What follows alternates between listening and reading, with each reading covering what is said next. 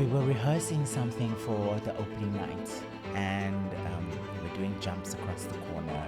They call it a coda, which is basically like the end of the ballet. I landed really badly after a jump, and I just remember not being able to get up and walk, and so the music kept on playing, but I kept on crawling. I called an ambulance, something is very wrong, I can't walk.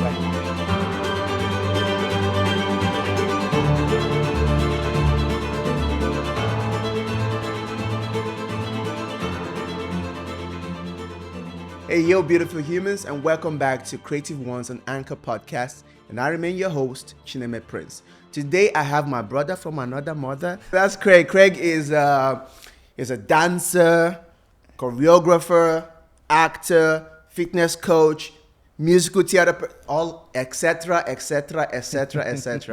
And I just love the fact that he's here. What's up, bro? How you doing? It's lovely to actually have this conversation with you on camera. Yeah.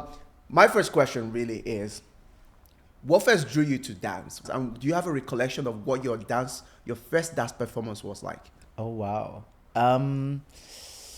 I just remember walking around with my mom and a couple of her friends, and we were scouting which school for me to go to because we were moving house again. And I just remember so vividly standing in the schoolyard, and I just heard all the screaming happening inside a school hall, and I just ran there and I saw this sea of blue on the stage and people were dancing in formation. And I ran outside to my mother and I was like, you have to come and see this. I need to do this. And she enrolled me in dance school the very next week. Like, she didn't even ask any questions. She always would play music at home and we'd always just be dancing around, fooling around. But I just knew that it was something that I've always wanted to do and delve deeper into. I think my first performance, I just turned 6. Wow. I think I won a bronze medal. I was horrible. I remember wearing this, striped candy sort of outfit. And it was a modern jazz solo that I did, and I won a bronze medal. And I think from there, I fell in love with it, and I was like, oh my God, I can win something. I can, learn even more. I was just always very excited to go to, school, dance school specifically. Yeah. Acting was something that came a bit later. Yeah. In life. Yeah. Oh wow. So obviously you had people, as your journey through dance progressed, you had people that inspired your style of dance and all that. Who were those people that inspired you in that way? Well, first I had my first inspiration was actually a guy from my school. Warren Adams. He was sort of the epitome of what a male dancer was when I grew up. When I looked at older males, he was the first one I saw, and I just loved the way that he moved, and he was so powerful, and he looked like me. He had my color skin, and he was from the same city, and who made it to be, international. So he was my first inspiration. Then if I was talking internationally, I looked up to Rudolf Nureyev. He was a Russian ballet dancer. Mikhail Baryshnikov, also a Russian ballet dancer. Yuri Kilian, who is a mastermind in contemporary. He was the resident choreographer for Nederlands Dance Theater for many, many, many years. Paul Lightfoot. So there's been a few inspirations in my life for movers. Yeah. Bro, I don't even know one of those people. Really? That's how bad of a dance person I am. I mean, I went to the dance school and all that, but like my own was just to learn dance. I didn't really pay attention to like all these other people that were doing all this amazing thing, which I should have, because maybe it would have kept me more grounded as a dancer. Yeah. But all in all, I still enjoyed the experience. Yeah. You've traveled the world dancing. You've gone and performed everywhere. Do you have any memorable performances, the one that when you think of it, you're just like, oh man, that one was it? I have a few of those, to be honest with you. But one that really stands out for me I was touring, I think, Italy or France or Belgium at the time, and I was doing Black Swan in Swan Lake. And it was it is the South African version of Swan Lake by this choreographer called Dada Masilo. And she was the white swan and I was the black swan. And obviously, we both fell in love with the same guy. And I just remember this performance so specifically because I think just the way the audience responded to, firstly, a male dancing black swan is unheard of. And I just felt something very different that time as a performer, and being on the stage and sharing that and doing that role with her was probably one of the highlights of my career. And then as I would say he's my choreographic father, so to speak. I was sort of one of his babies from around the world, and he's a French choreographer, Algerian French, Reda Bentefoy, and he world premiered his contemporary Giselle, which is normally a classical ballet, into a modern contemporary version, and I danced the lead in that. And that was another highlight of my career because it hasn't been done, and it was done on me first. So I have a few very lucky standout moments in my career where I was the first of doing that sort of thing. Man, you've had quite the rich experience. Most dancers don't, because the dancing scene is very competitive. Yeah, absolutely. You know, not everybody gets to have this kind of life. Absolutely not. I count myself I don't want to say lucky, but I always worked very hard at wanting to, have certain things, or dance certain roles, or get certain choreographers to work with me. It was never given to me just because, I wanted it. It was something that I had to work for.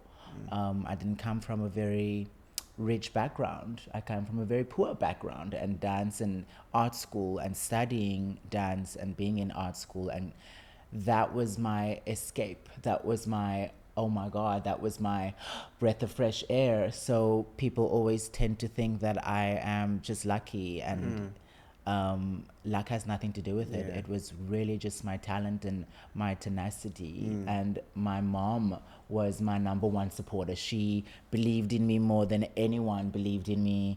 Obviously, my dance teachers believed in me, but my mom was like my fangirl, she was there. She was always there.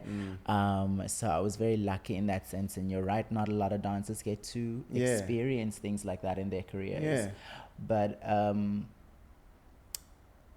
I think everything happens for a reason, I think, with everybody. True, that's true. So it's a blessing to have had that. Yeah, I agree. You talk about your mom a lot. She must have been like a very strong backbone for you back then, Absolutely. Look, my mom was, she's no longer with us, but she was my number one supporter. She was my queen. She was my backbone. She kept me well grounded. She always reminded me of, where I come from, why I got into the first place, because there were moments where I didn't want to do it, where I wanted to give up, when it was getting hard and it was getting too competitive and people were being mean, and they wanted to bring you down and break you down. And she was just always my support system. She just was always there and made me believe in me even more than I sometimes didn't have the capacity to do it for myself. She did it for me. God rest her soul.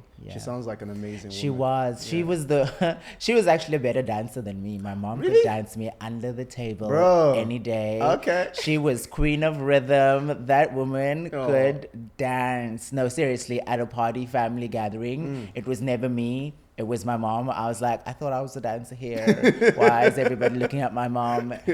So absolutely. I definitely got it from my mama. Yeah, I got it from my mama. I got it from my mama. I got it from my mama. Definitely got it from Oh my my mama. gosh. So yeah, that applies to me strictly. 100%, bro. Yeah. 100%. I'm gonna move over to you as a choreographer now. As a choreographer, that means you create the moves, the whole scenery. Not just a choreographer, but a creative director. Yeah. In certain instances. Yeah. What is your creative process to creating a piece? Because pieces most times are can be elaborate, can be personal, can be whatever it is. What is your own process? I think it depends on what I'm working towards at the time. If it's something artistic and sort of theatrical, there's always a different approach. Is it abstract? Is it something that I want to tell a story? But if it's something where I really want to, bring a point across, I find something very simple.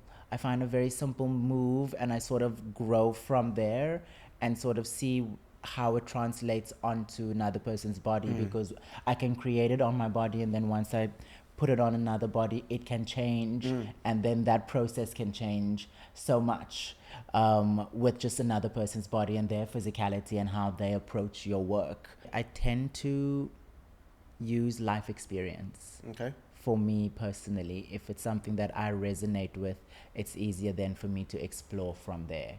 I really try to take something personal and share it with the world. If it's something more sort of now, modern, sort of street, that's easy because it's just, it's a feel, it's textures, it's movements, it's bodies working together. And I think it just also depends on what the environment is that you're creating in. But as a choreographer, I like to see and feel what my dancers can give me and move from there. I don't like always coming in prepared. I'll prepare maybe 2 8s of choreography, and then I'll see what my bodies on the floor give me and play around with that. So I use their strengths to make the piece. Bro, dancing and choreography. There's such an intense and intricate dynamic between the two of them. Yeah. Which do you think you prefer more, being a dancer or being a choreographer? I think now I prefer being a choreographer more, just because I'm not that young anymore. I'm not that young anymore. I will not say my age, but I know I can go back onto stage anytime. That is not something that I, fear. It's something that it's like going back home for me. Like stepping onto stage is something that I can do very easily in my sleep, backwards, in reverse. It's just something that is innately me, But as the older I get, I enjoy creating and being behind the scenes more, just because I like molding. I like seeing what the body can do and how it moves, and the physicality of someone else intrigues me a lot. Interesting. So I would say in my younger days, I would say definitely being a dancer and touring and going on world tours, and yes, that was exciting. Now I enjoy the behind the scenes and creating and teaching and giving the know-how. That is something that is very rare in our industry, is people that can teach properly, and show properly how it's done, explain properly what the step is, break it down. Some people learn mentally, some people learn visually, some people learn physically, some people need all of it, and I think that's something that I enjoy a lot, is that process of giving back that knowledge to the next generation. And you do it really well, because I know most of your students. They love the crap. And I've been to a few of your classes, recording and stuff. They love you, and the way you teach, it's kind of intimidating because I've heard like some of the students like, oh, I'm scared of Craig, but also I love his class, because you learn a lot from your classes. Yeah. Have you ever been through a love-hate relationship in dance? Because I'm going through that. I've been going through that for a while now. Yeah. Having a love-hate relationship. I still love dance, but it's just exhausting. I no longer enjoy it the way I used to. Has that ever happened to you? Hell yeah. Absolutely. I think all dancers go through that. I don't think there is a dancer that don't go through that moment. It's it's tough. You know, it's not just a physical thing. You deal with minor injuries every single day. You deal with exhaustion, and then you have to go back and do it again on top of your exhaustion. It's a mental game. It's some days you're amazing at everything, and then some days you fall everywhere and on your face and on your ass, and it's a tough gig. You have to grow such a thick skin to want to do it every day and get up. And those days where you have those love-hate moments is when you have to remind yourself of why you fell in love with it in the first place. Sometimes it's something looking back into an old video, going back into your archives and just seeing the enjoyment of it. And now it's become so widespread and everything is social media that sometimes it loses the substance and the depth and the pure joy of why we started it. It's now become such a social media mainstream. I have to be better than you. You have to da-da-da-da-da. I need more followers. It's like, child, please. Like, let's get back to the nitty gritty of the real of why we all love dance. You know, everybody can get up in front of TikTok and then make a little 10-15 second video, but can you do an hour technique class? Can you go and find some foundation? Those are the things that I enjoy more. I would rather go struggle in a ballet class for 1 hour and 15 minutes than spend in half an hour making a 15-second TikTok video. That's just what it is for me personally. Yeah, no, I agree with you on that 100%. I want to go back to the subject of injury before we move away from dance, because 90%, if not all dancers, especially professional dancers, have had to deal with injury at some point in their career. Have you been in that kind of situation where you've had an injury that kind of prevented you from doing dance Absolutely. for the longest time? Yes. I remember it so vividly. Actually, I was with South African Ballet Theatre at the time, and we were rehearsing something for the opening night, and we were doing jumps across the corner. They call it a coda, which is basically like the end of the ballet. And you do all the virtuosity steps, all the big things to finish off with a plum. And I landed really badly after a jump. And I just remember not being able to get up and walk. And so the music kept on playing, but I kept on crawling towards the office, and I just remember going, Jacob, you need to call the ambulance. And he was like, who's talking to me? But I was on the floor and I was hitting the desk, and he was sitting, he was like, who the hell is talking to me? I was like, Jacob, it's Craig, I'm on the floor. He's like, oh, what's going on? I'm like, call an ambulance, something is very wrong. I can't walk, I cannot stand. He dragged me into the back of the office. I couldn't even roll onto my back, it was so bad. I then got into the hospital with lots of pain. The paramedics came in. Now 42 dancers are standing at the studio looking at me being carried out on a stretcher. Was kind of embarrassing, but it is what it is. And obviously couldn't perform, got to the hospital. The ride to the hospital was probably the most painful thing I've ever experienced. Any movement hurt. Any minor movement hurt. And then did all the x-rays. I then torn a muscle in my lower back. And that put me out for 4 months completely. Thank God it happened when I was like, 22, 23. So I healed much faster. And then rehab. I had to go do rehabilitation, slowly come back to class. So absolutely, I couldn't even sit down by myself. My mom thankfully flew up I was living in Johannesburg at the time. She flew up and she stayed with me for those few months while I couldn't literally sit on the toilet. I couldn't shower. She had to bath me. Everything. Sit down, get up, walk, anything. I was on crutches, all of these things. My mom. So yeah, injuries, absolutely. I still have a few injuries, but you still go on with them. You learn to sort of not live with them, but they become Auto scars. Yeah, exactly. Dancers are so tough. Like you like I said, you learn to feel so many things, and you learn how to push past it. If you really want something in this industry, injuries are always going to be part of it. Tiredness is always going to be part of it. You have to come back every single day and work harder than you'd worked the day before to be better. Here. So it's not something that just anybody can do. No, it's not for the faint-hearted. It's not for the faint-hearted, absolutely. And anybody can be a good dancer. Good dancers can be made, but great dancers and stars are born. Woo! Great dancers and stars are born. Let's slightly move away from the dance and into the acting realm and all that. Right. How do you think, for you, does dance and acting, do they give you the same feelings or different feelings, or how do you feel about both of them? I think they complement each other so perfectly. Okay. My teacher, one of my ballet teachers, always used to say, the best dancers are the best actors. Okay. If you want to dance the lead roles, you have to tell that story so amazingly with no words. And with acting, you get to use your words. And I think for me, why I think they're both so incredibly amazing is I'm a very physical actor. I like using my physicality when I'm acting, and I think the dancing helped me with that a lot. The discipline of it.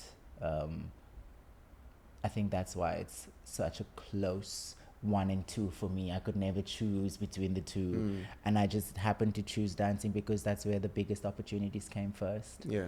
And you also want to do all of those things when you're younger as a dancer.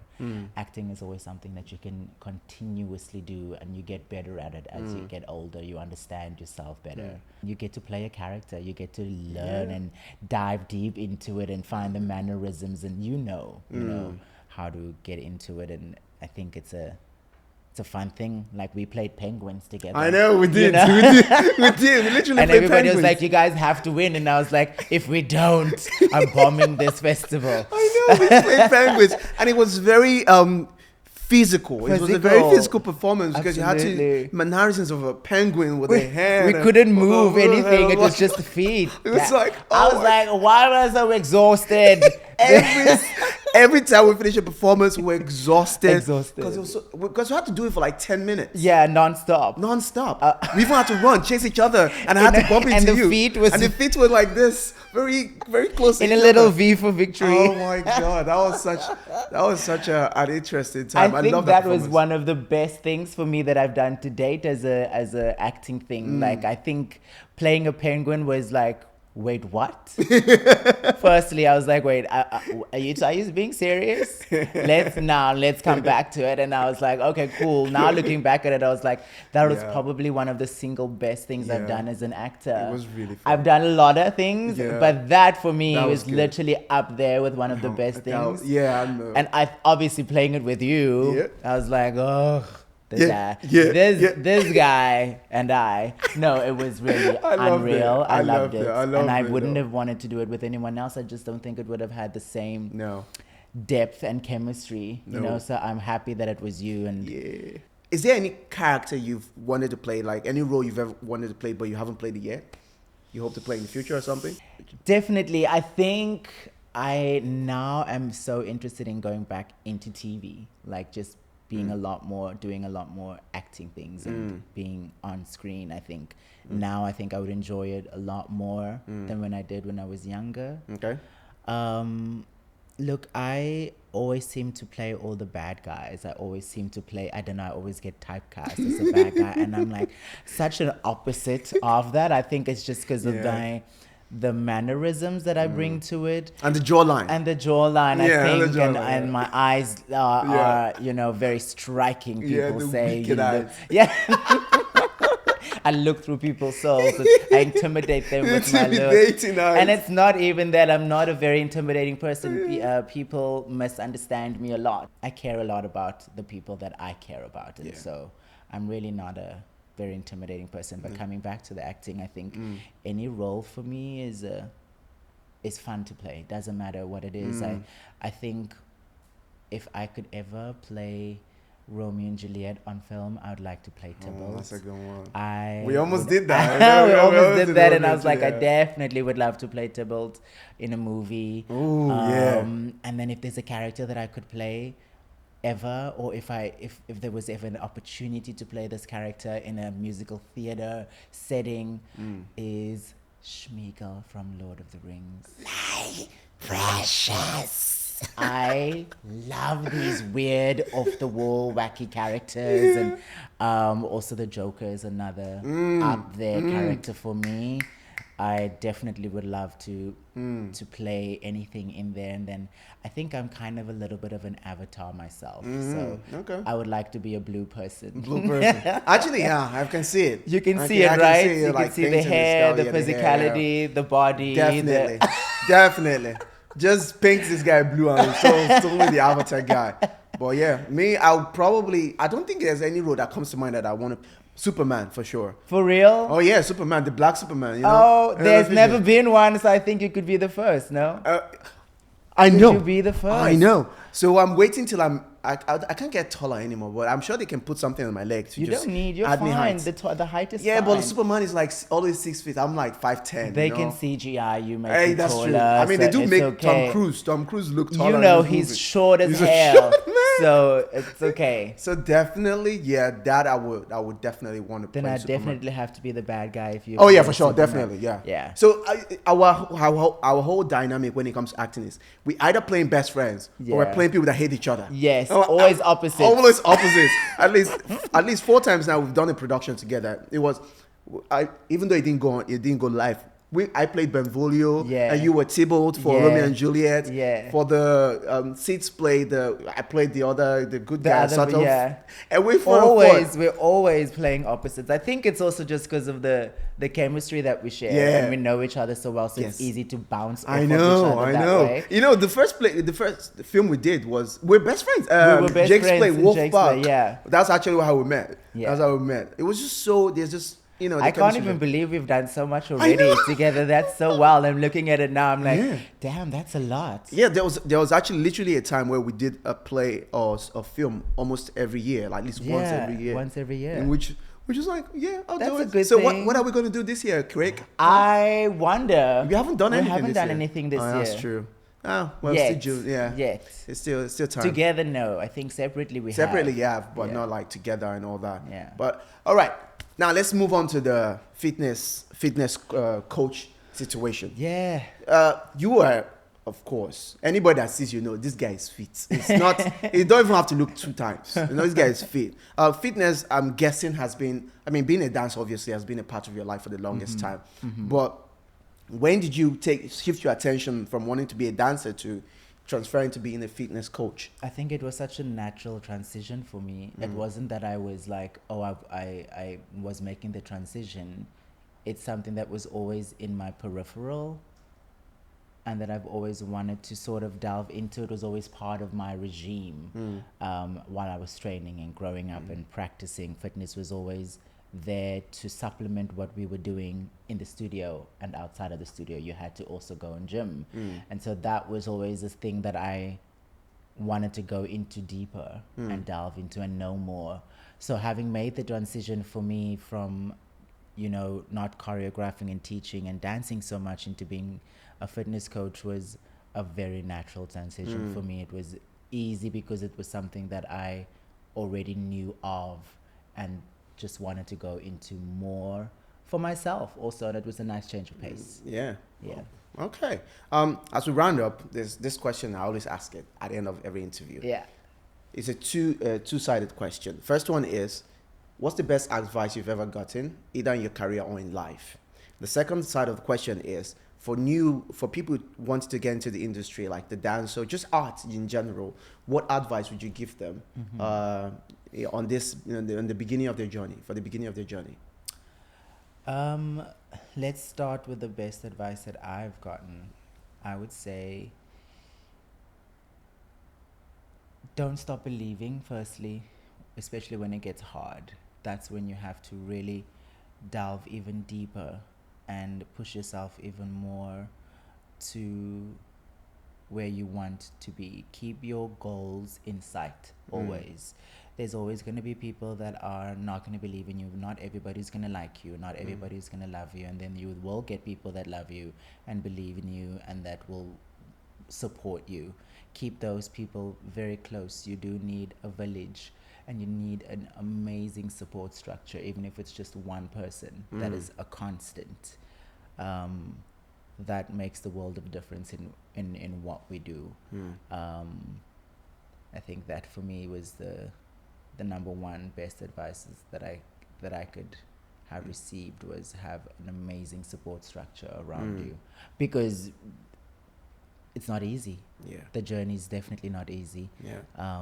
But if you want it, then you've got to go for it fearlessly, and attack it fearlessly, and go for it fearlessly, and be hungry to want knowledge, struggle, cry, bleed, go through all of those things, because it's only going to make you better. If you really want it, then those are things that are going to be part of your life. Tiredness, everything. You're going to have to just dig deep if you really want something, especially now in the industry that we have. And then I would say for anybody that wants to get into the industry and that's sort of new, I think do research. Find out what it is that you want to go into. What type of art do you want to go into? Do you want to go into acting, singing, dancing, all of it? Find out the schools that offer different courses. Go check them out. Fly if you can travel to go see somewhere, or set up Skype calls to find out more about these, schools that offer all these different courses. Go on Google, do research for yourself first before you go somewhere and then end up not liking it. You want to know where you go to and what they have to offer. So do your research. That's the best advice that I can give. Don't just go because your friend is there. Your friend is not going to be with you for the entire journey of your career. Do your research for yourself. And learn as much as you can. Consume knowledge. Get the knowledge, because that's power really in our industry. The more knowledge you have, the more versatile you are, 100. the more of a longer career you have. Like, I think that was the best thing for myself, is that I've had such a long career because of the versatility that I possess as a performer. I think that gave me so much more to play with, and that set me apart from other dancers and actors, and it gave me more of an all-rounded career. Yes, sir. Yeah. There you go, kids. Research and learn. My learn. bro, thank you so much for coming. Thank you for having this was such a vibe, bro. It was, right? I know. I was like, wait, what? This is happening? This is such a vibe. We're definitely coming back again. That one Definitely. is 100%, because there's so many questions I still need to ask you for the camera, and not just for my personal need. But yes, there you have it, folks. That was Craig Arnold, my brother from another mother.